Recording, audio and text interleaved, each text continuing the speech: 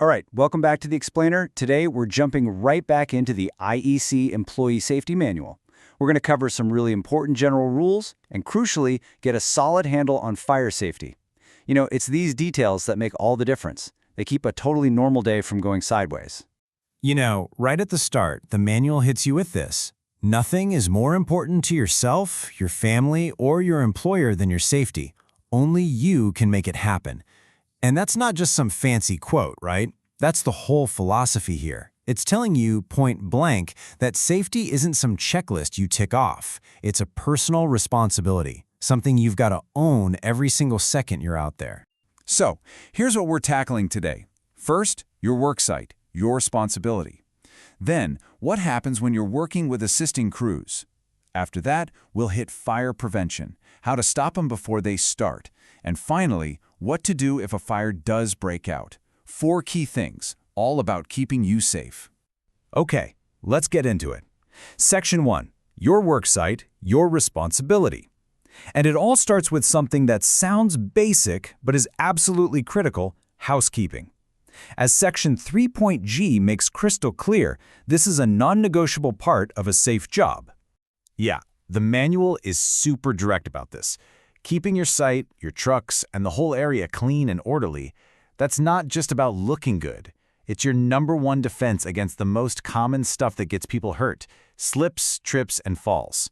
Think about it. An organized site is a predictable site, and a predictable site is a safe site. So what does that actually look like day to day? Well, Section 3.G lays it out pretty clearly. It's like a daily checklist, right? Are your truck beds, compartments, and even the cab kept neat? Are your extra tools put away so nobody's going to trip over them? When you stack material, is it stable and is the weight spread out right? And this is a big one. If you see a slippery or oily spot, do you clean it up immediately? Not later, but right then. These aren't just suggestions, guys. They're the basic habits that define a safe workday. All right, now let's talk about what happens when you're working with crews that aren't your own. This is huge, especially during big storm restoration. You've got assisting crews coming in from other co-ops, and Section 3.H gives us the clear-cut rules of engagement so everybody stays on the same page, safety-wise. And here is the #1 rule, and it's designed to eliminate any confusion. When you're an assisting crew, you stick to the safety rules of your own employer. Simple as that. This way, you're always working with a set of rules you know like the back of your hand. No guesswork, no confusion. But, and this is a really important but, here's the exception. If the co-op you're helping has a rule that's more stringent or safer for a certain job, you follow their tougher rule. So the bottom line is this: the highest safety standard always wins. It creates a simple chain of command that puts safety first, period. Okay, let's switch gears and talk about our third topic, preventing fires. Section 4 in the manual is all about being proactive, about stopping a fire before it even has a chance to start. And a massive piece of that puzzle is knowing exactly how to handle combustible and flammable stuff.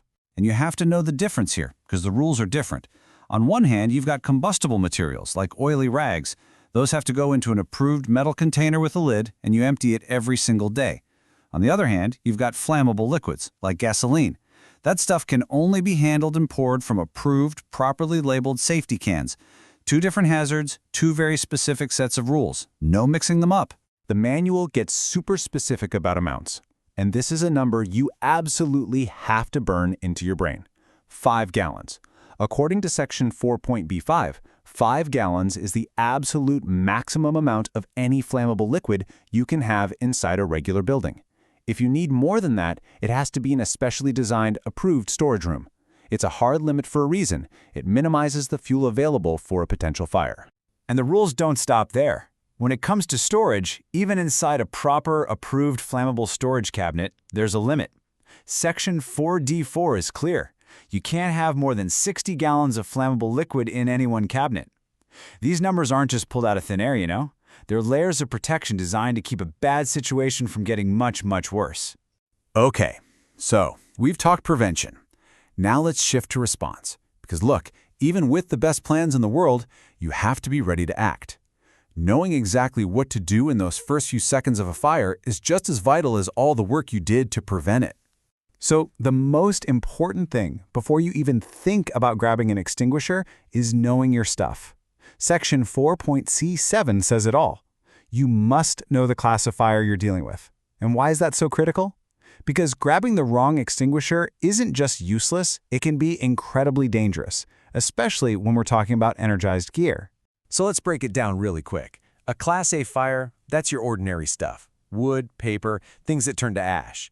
A Class B fire involves flammable liquids. We're talking gas, oil. And then there's Class C. This is the big one for us. It involves energized electrical equipment. A, B, C. You gotta know them cold. And this isn't just some classroom quiz, right?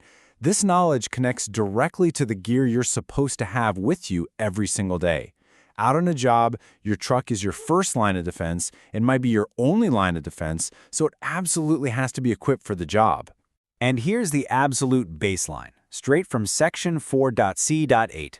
Every single company vehicle must have a fire extinguisher with a minimum rating of 10 BC.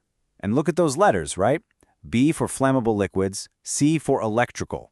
This isn't a random choice. That extinguisher is rated specifically for the hazards you're most likely to run into. But the rules get tougher for the bigger rigs. Your standard truck, it needs one 10 BC extinguisher.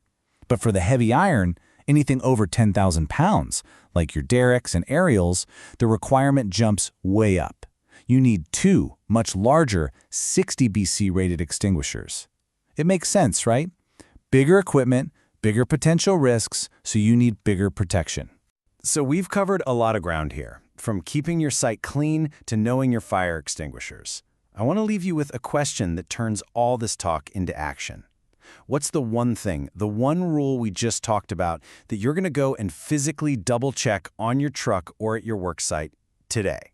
As soon as this is done, go make it real. Stay safe.